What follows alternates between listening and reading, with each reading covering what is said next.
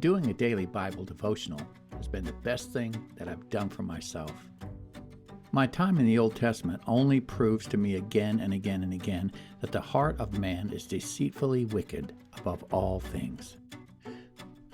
When I'm reading the New Testament, I read it within the context of when Jesus said, "Love the Lord your God with all your heart, soul, and mind, and love your neighbor as yourself."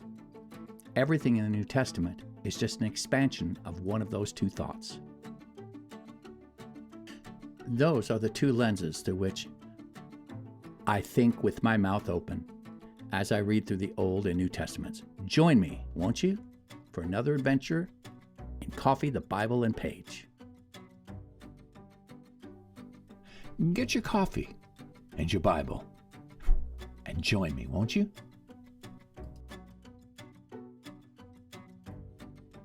Greetings and salutations. Welcome to another episode of Coffee, the Bible, and Page. I am Page, your caffeine-imbued host, and you know it. Here's my coffee. Say it with me. In the beginning, coffee, and lo, it was very good. Today we're going to continue on in 1 Samuel, and we're going to get to the incredible story of David and Goliath. I've been waiting for this one.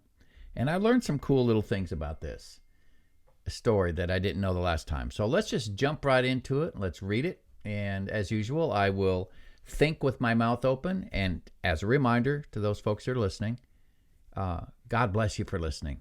If this blesses you in any way, shape, or form, I'm incredibly honored.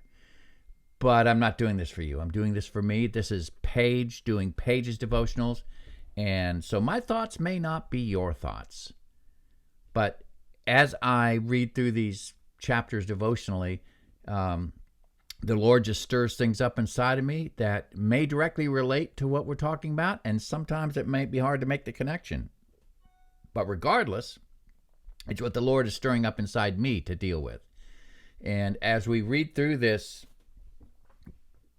these chapters, you're just getting an inside look at how my brain works, and that might frighten some of you.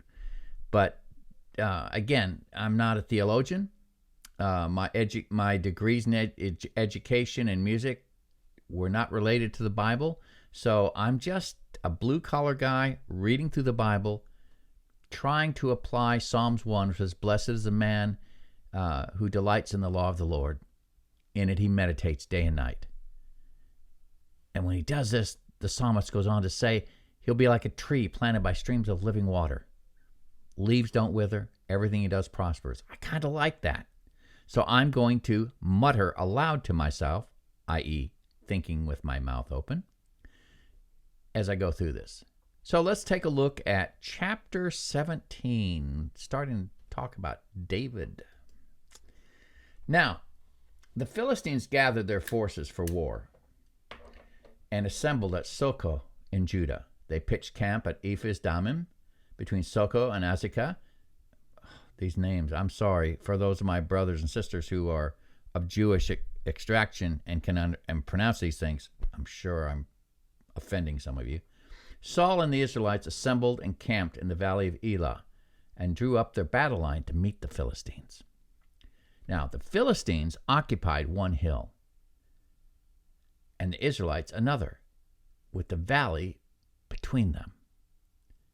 Now, a champion named Goliath, who was from Gath, came out of the Philistine camp. His height was 6 cubits and a span. Think about 9.5 feet tall. Now, there are some discrepancies in some of the documents that we translate this from. Some documents say he was only a little over 4 cubits, which would make him 6.5 feet tall, which would still be a huge man in those days, when the average man was probably 5'8", 5'9". But regardless, a big man, a fearsome man. He had a bronze helmet on his head, and he wore a coat of scale armor of bronze weighing 5,000 shekels. On his legs he wore bronze greaves, and a bronze javelin was slung on his back. His spear shaft was like a weaver's rod, and his iron point weighed 600 shekels. His shield bearer went ahead of him. Goliath stood and shouted to the ranks of Israel, "Why do you come up and line up for battle? Am I not a Philistine? And are you not the servants of Saul? Choose a man, have him come down to me. If he's able to fight and kill me, we will become your subjects. But if I overcome him and kill him, you will become our subjects and serve us." Then the Philistines said, "This day I defy the armies of Israel. Give me a man, and let us fight each other." On hearing the Philistines' words, Saul and all the Israelites were dismayed and terrified. Well, here's the deal.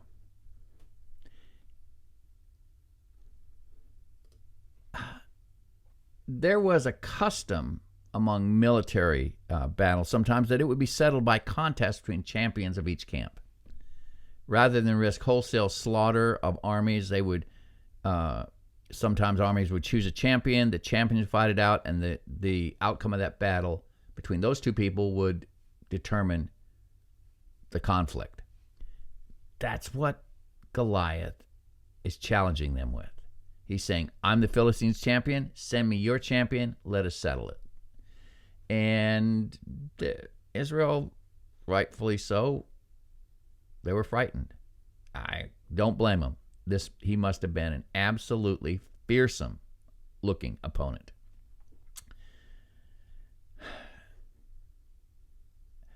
Goliath also is hurling the challenge of representative combat into the teeth of the Israelite army. The Philistines, Goliath thinks, he'll win quick because who can challenge him? He's a giant, right? Having thrown down the gauntlet, the Philistine challenger at first had no takers. In fact, Saul and his troops were dismayed and terrified, according to this study Bible I'm reading. Barring the response of an Israelite hero, Goliath would win by default, and the Philistines would continue to be Israel's masters. In other words, by making this challenge, he was forcing Israel's hands to send one man out against him.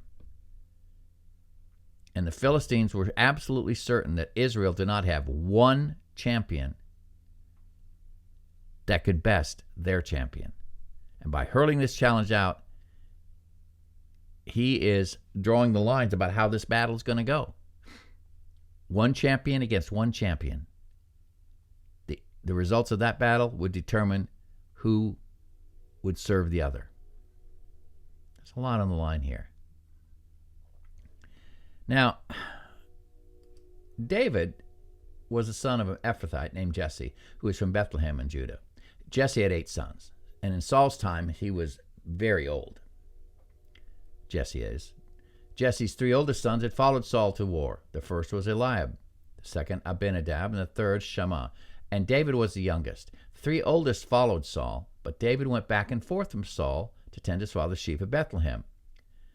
Even though Saul had, in the previous chapter, see Saul inviting him to court to be an armor bearer, it wasn't a full-time gig for David at this point. He was still going back and forth from home to the palace. David perhaps was too young.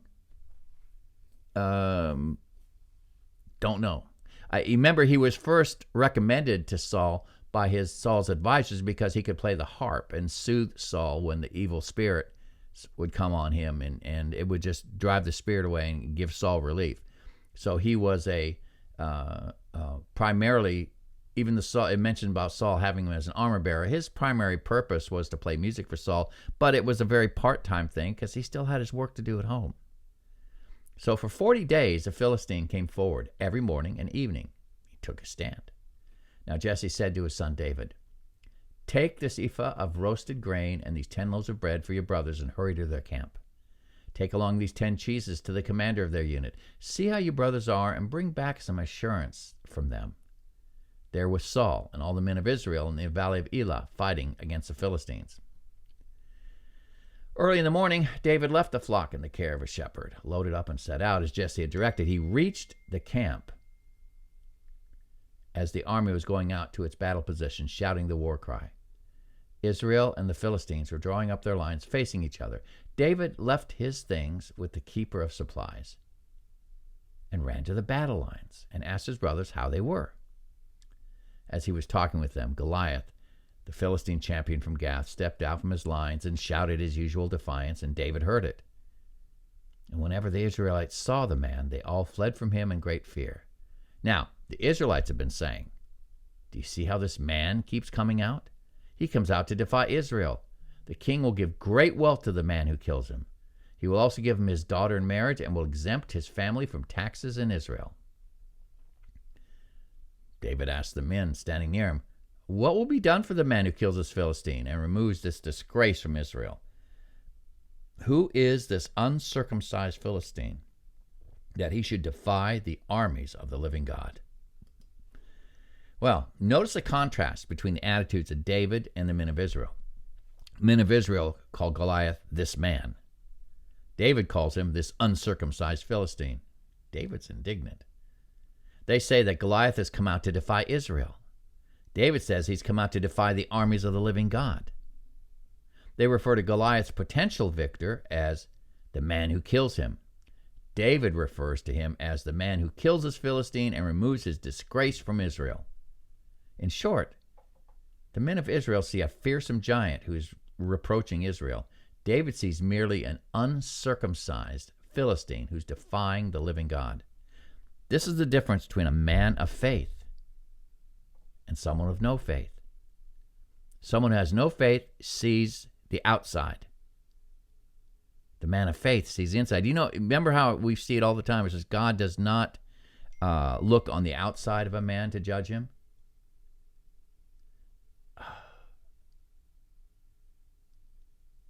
But he sees his heart.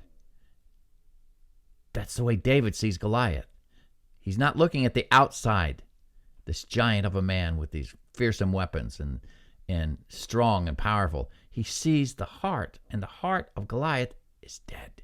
He's an enemy of God and is no match for the power of God. That's the man of faith as opposed to the man of no faith, if you will. They repeated to him what they'd been saying and told him, "This is what will be done for the man who kills him." Now, when Eliab, David's oldest brother, heard him speaking with the men, he burned with anger and asked, "Why have you come down here? And with whom did you leave those few sheep in the wilderness? I know how conceited you are and how wicked your heart is. You came down only to watch the battle. Now what have I done?" said David. "Can't I even speak?" All right, this is obviously a jealous older brother, because you remember Samuel had come to their home previous to this and with the express purpose of anointing the person who would be the next king of Israel from the father's household. Eliab was the oldest. I'm sure that Eliab would have thought that he would have been in the running for this. In fact, Samuel even thought that when he first saw him. He said, "Surely this is the Lord's anointed." But God said no. And he went through everything until he came to David, anointed David. So Eliab, as an older brother, is probably a little bitter and resentful of David, you think?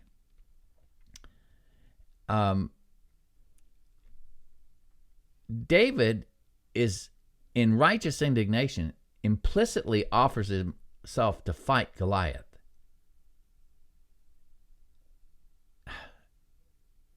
Just by the language he's using in describing Goliath, he's bowing up. He's standing up and says, "Who is this uncircumcised Philistine?" He's talking like a warrior that's ready for battle, not like the men who were running in fear, which included his brothers, I might add.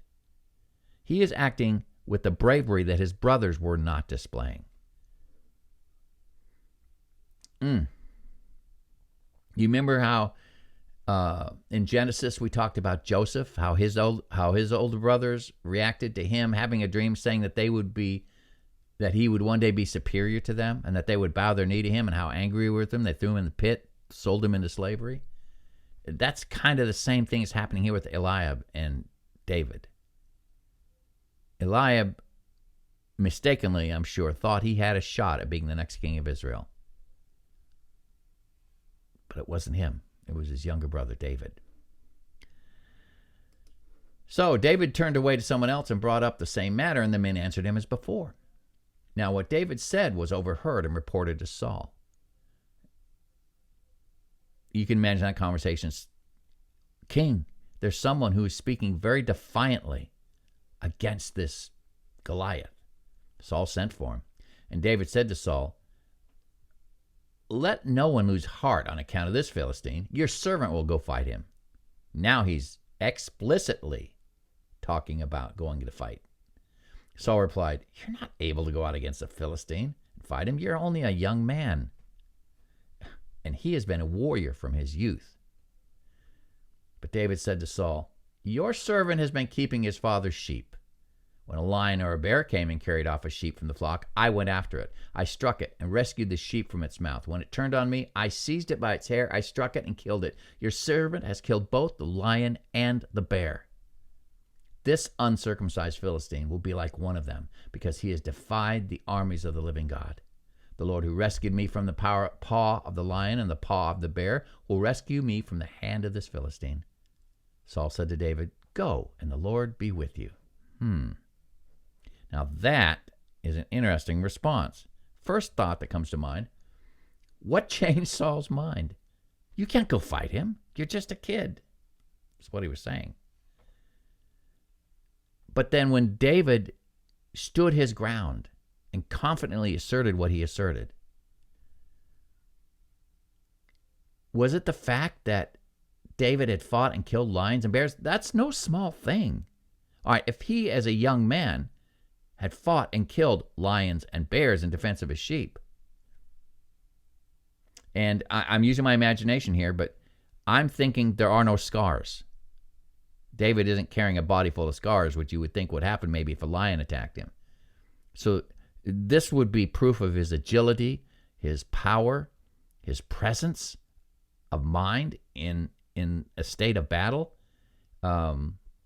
This would demonstrate his abilities in a dangerous encounter. I mean, if you can kill a lion and a bear, you're obviously very quick.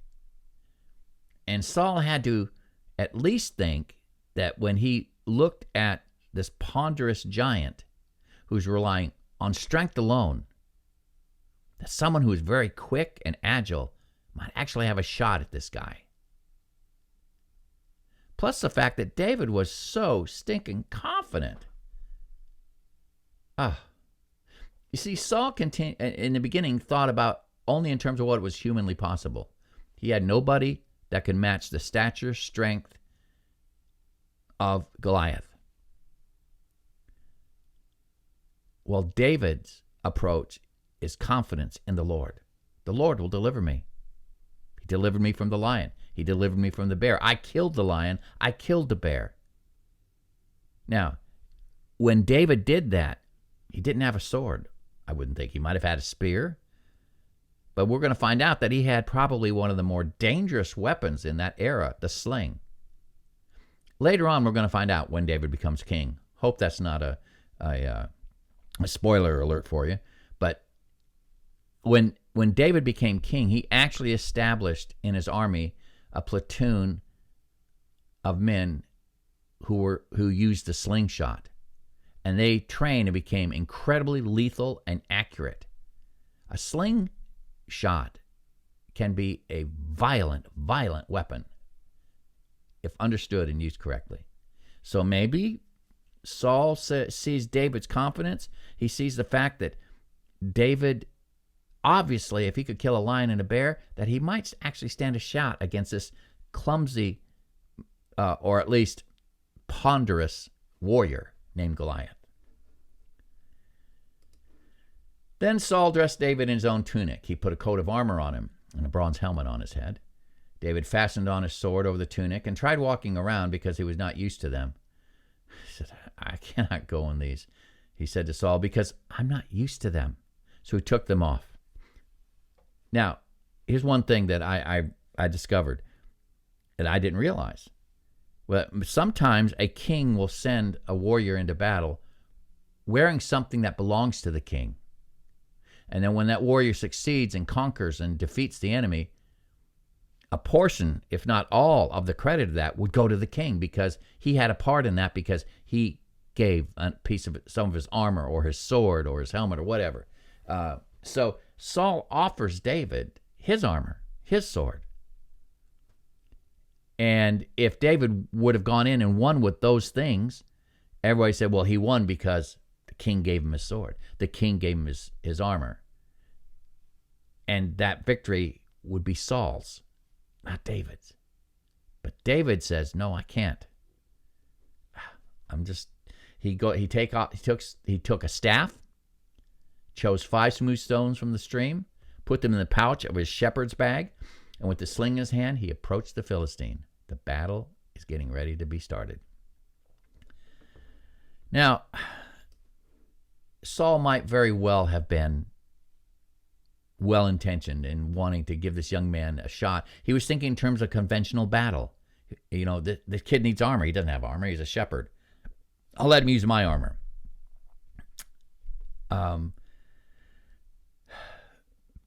David was thinking with the mind of the Lord in this.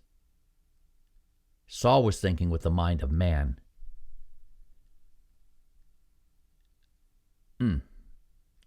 And with that thought, he strides forward. Meanwhile, the Philistine, with the shield bearer in front of him, kept coming closer to David. He looked David over. You could just see the amazement on this man's face and saw that he was little more than a boy, glowing with health and handsome, and he despised him. He said, am I a dog? Do you come at me with sticks? David had a staff.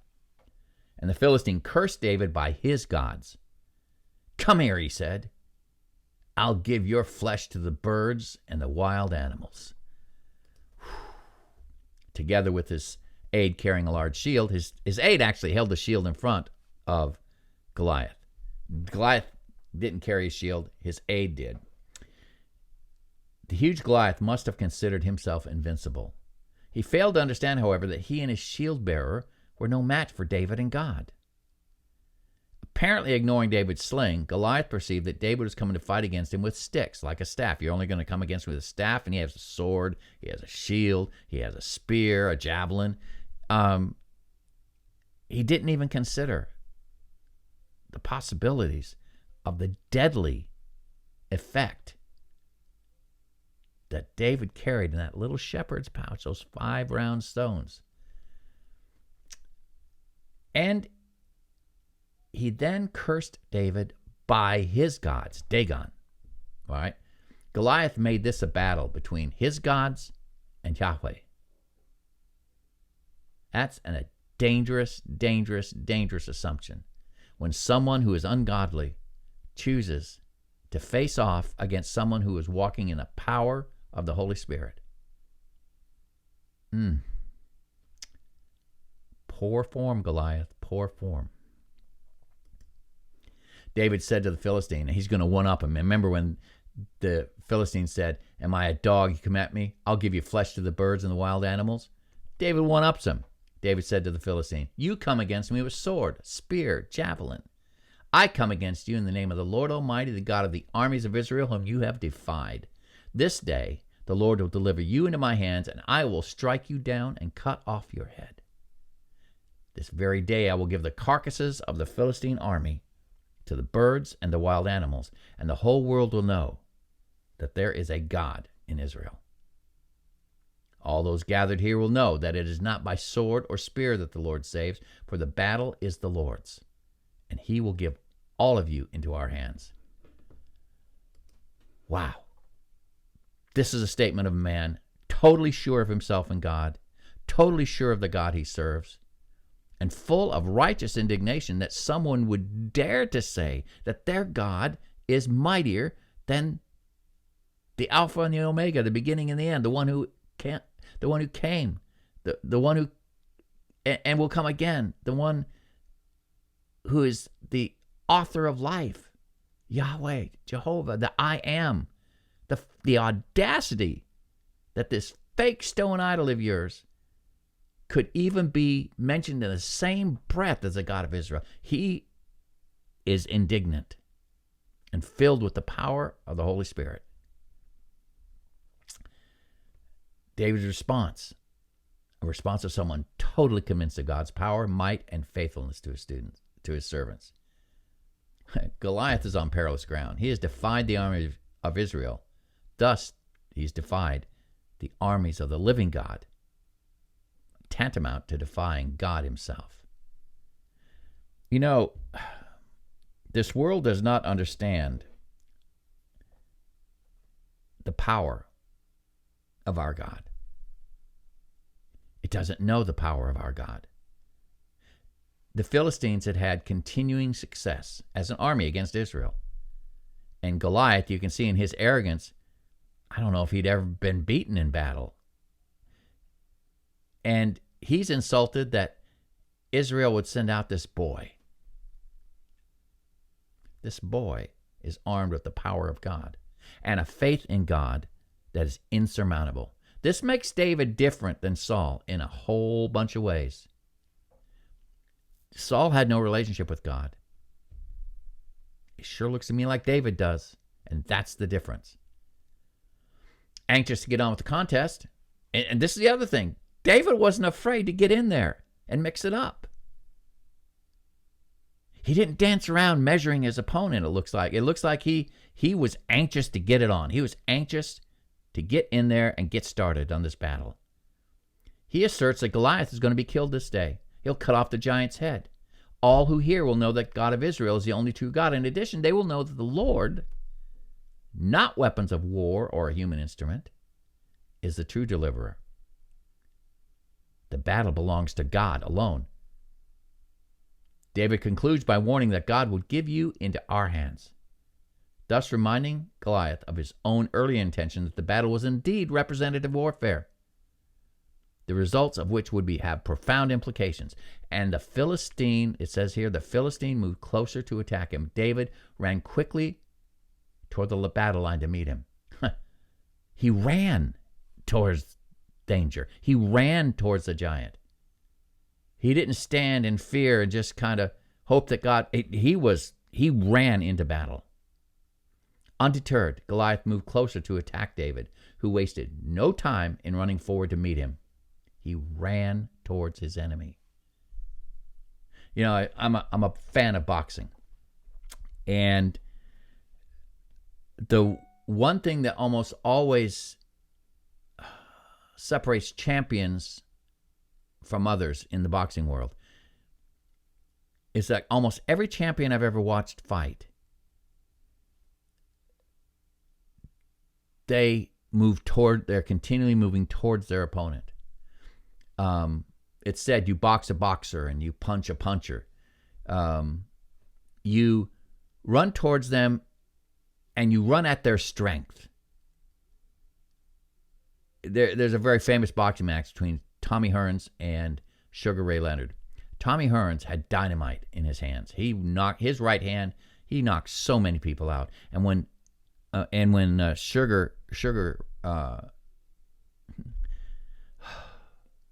Tommy Hearns and Sugar Ray fought each other, oh my gosh, Ray had to become a puncher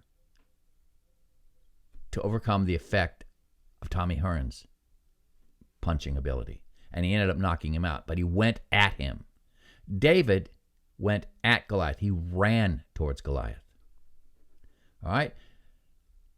As the Philistine moved closer to attack him, David ran quickly toward the battle line to meet him. Reaching into his bag, taking out a stone, he slung it and struck the Philistine on the forehead. The stone sank into his forehead, and he fell face down on the ground. Now, I've read various accounts. It's quite probable that the armor of the Philistine had a helmet, and it had like a circular part right here in the middle so his eyes could see, and a piece that covered like his nose, right? But there'd be an area like this around the helmet, and David had to nail that guy right here through his helmet, right in the opening of his helmet. If it hit anywhere else, it would not have done any damage. But he hit him right in the forehead, and he fell face down on the ground, unconscious, or at least disabled somewhat. So David triumphed over the Philistine with the sling and a stone. Without a sword in his hand, he struck down the Philistine and killed him. Think about this for a minute. The Philistine's coming forward. He's got his javelin in his hand. And David is running. And as David's running, he pulls a stone out, puts it in a sling, whips it around his head, and whap, and lets it go, and nailed him Right there. Without a sword in his hand, he struck down the Philistine and killed him. David ran and stood over him. He took hold of the Philistine's sword and drew it from the sheath. He took the Philistine's sword. Now remember, Saul wanted to send him into battle with his sword. He took the Philistine's own sword and cut off his head. He killed it. After he killed him, he cut off his head with the sword. So Goliath was not dead yet. Now, I don't know if that meant he was struggling on the ground, trying to get back up quickly. I don't know. But David took his sword and killed Goliath and cut off his head. Now, interesting here, it says later that Goliath's head was later claimed as his trophy of war, David's trophy of war, and his sword became a battlefield trophy owned by David.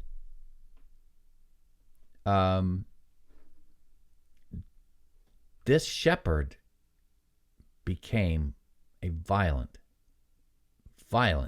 soldier. David was capable of violence.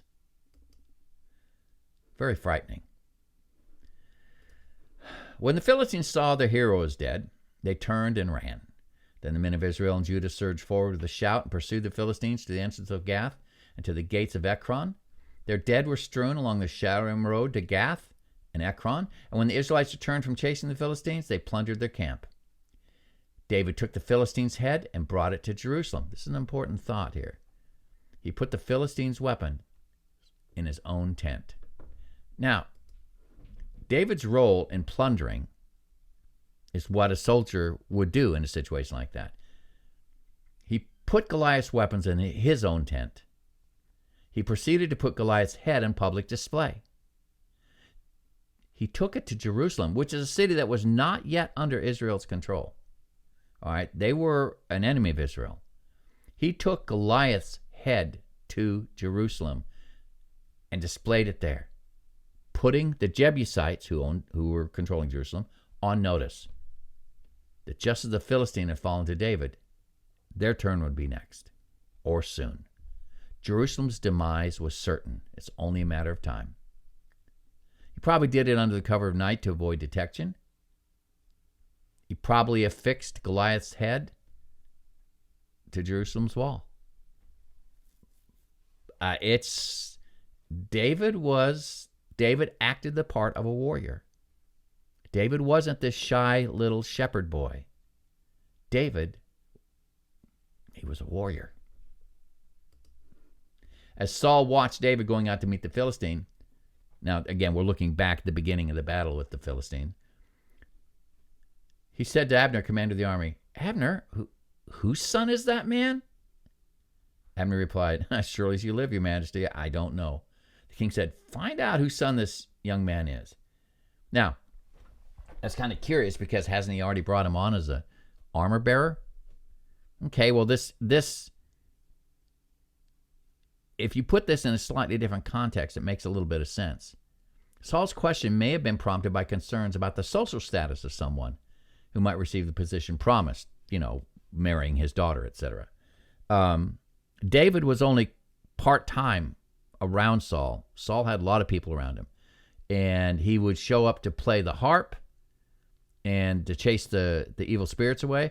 And perhaps that gentle, quiet natured David, who played the harp, Saul might have been very much in astonishment at what he saw here.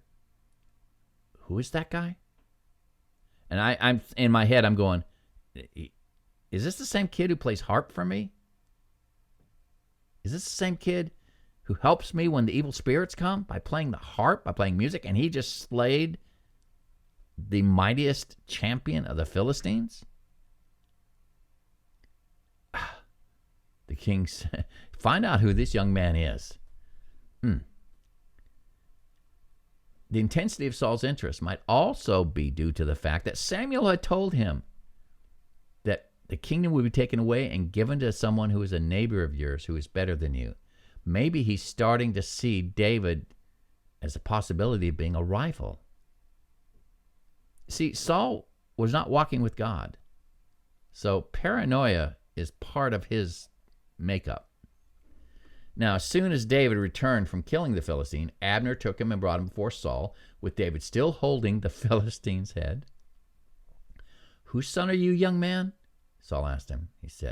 David said, "I am the son of your servant Jesse of Bethlehem." Now, can you imagine that moment? Imagine that moment.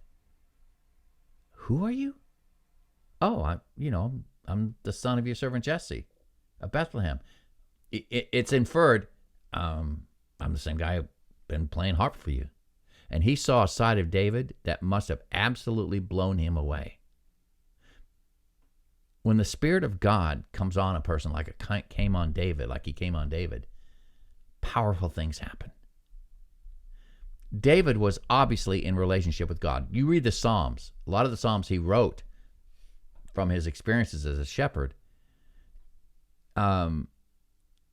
He was a shepherd, but he had the ability and propensity for incredible violence when called upon. I saw a quote here by a psychologist. I wish I could remember his name. But he was being interviewed, and he is of the opinion that a man should be dangerous, not meek, not mild. That a man should be dangerous, but he should also have the strength to only let that part of him come out when necessary. I think his word was, a man should be a monster. He should be feared. But he should also be in control of that part of his nature and only let the monster come out when the monster was necessary. Not sure I totally agree with that, but that's kind of what I see happening here with David. Here's this kid who plays the harp, this gentle, soothing music that relieved Saul when the evil spirits came. And what Saul just saw on that battlefield must have absolutely blown him away. This kid? Who is this kid? "Oh, I'm the son of your servant Jesse of Bethlehem." I think Saul was getting his first glimpse of his soon-to-come rival. Don't know. More story coming later. All right, with that, I'm going to stop, ladles and jelly spoons. I'm Paige. Here's my coffee. And lo, it's still very good. I'll see you later. Have a great day. Bye-bye. So, what did you think about today's Bible devotional? Email me and let me know your thoughts at ffog@me.com.